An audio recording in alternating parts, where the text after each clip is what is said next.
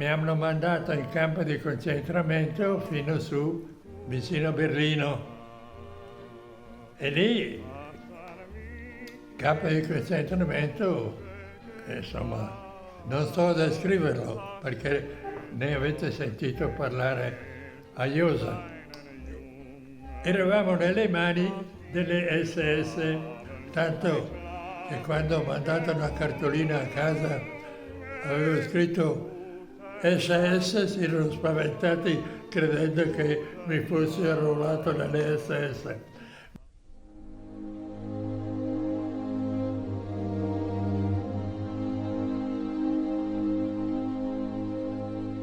Un colonnello delle SS mandò a chiamare tutti gli ufficiali e disse: chi di voi vuole aderire e continuare la guerra a fianco della Germania?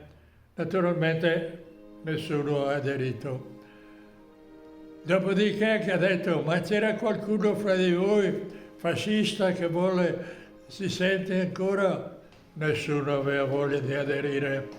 Beh, questo colonnello disse: chi vuole aderire?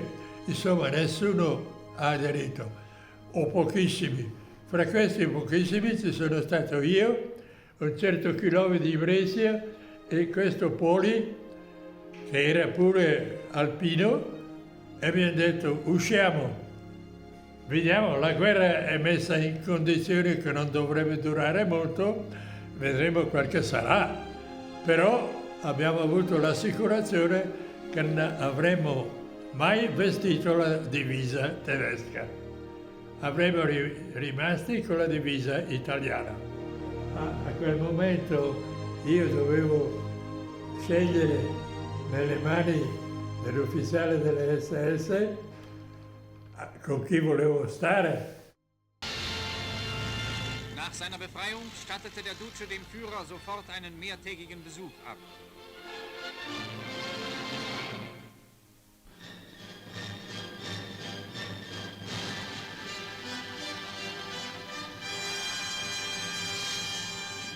Der Duce begrüßt seinen Sohn Vittorio.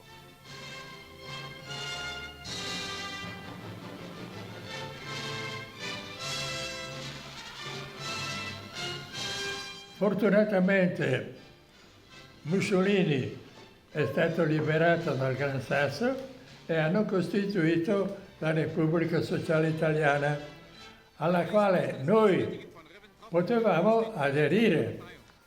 E io, anche per amor di pelle, ho aderito alla Repubblica Sociale Italiana e ho seguito la costituzione della divisione alpina Monterosa, costituita in Italia con la leva italiana, la quale divisione alpina poi è stata mandata in Germania per fare l'addestramento assieme agli ufficiali che avevano aderito dai campi di concentramento e quindi avevano già una preparazione di guerra, mentalità tedesca, che è tutta diversa, o almeno molto diversa da quella italiana, perché poco si fidavano degli ufficiali italiani.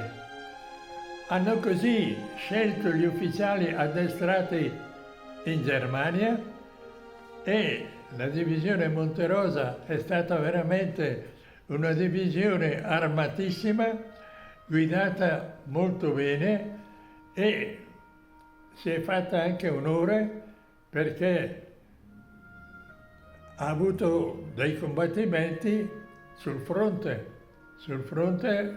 della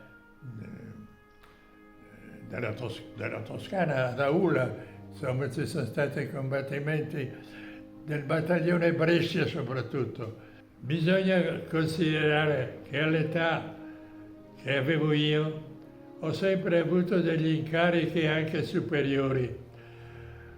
A quel momento la mia responsabilità mi ha detto: lascia la situazione dei campi di concentramento perché finirà male. Come finisca la guerra Al momento non lo potevo sapere, però era meglio uscire con la testa che finire con le scarpe al sole. E da lì poi siamo rientrati in Italia in giugno, destinati alla Liguria come antisbarco. E avevamo anche le armi perché i tedeschi ci avevano dato delle armi, però insomma ormai la guerra stava andando alla fine. Fortunatamente in Italia sono sbarcati a Anzio, mentre invece lo sbarco forte è stato fatto in Francia, perché se lo facevano in Italia erano dolori. Poi man mano sono venuti su, la storia adesso ognuno la sa, c'è stato Monte Cassino, l'occupazione di Roma e avanti fino a quando sono arrivati in Appennino e lì hanno trovato gli alpini che hanno fatto un po' di resistenza, ma ormai era finita. Poi quando siamo rientrati in Italia devo dire che la Monte Rosa era sì formata in collegamento con i reparti tedeschi, ma guai che ci toccassero, perché avevamo un orgoglio tremendo come alpini. Se volete racconto un episodio. Noi avevamo la zona della Liguria sotto Graziani, perché della Repubblica Sociale Italiana Graziani era il capo di Stato Maggiore e aveva, diciamo, l'incarico della Liguria. In Liguria c'erano le sentinelle degli alpini, passa una macchina tedesca e l'alpino gli fa segno di fermarsi. Loro vanno avanti e lui tranquillo, pam pam, gli spara contro. Vengono fuori questi ufficiali tedeschi a dire: ma come sparate addosso? Lo sapete che qui comandiamo noi. Allora ho mandato a chiamare un ufficiale tedesco e ai tedeschi gli ha fatto un rapporto e li ha mandati via. Perché lì dove comandavamo noi. E su questo gli alpini sono anche piuttosto duri.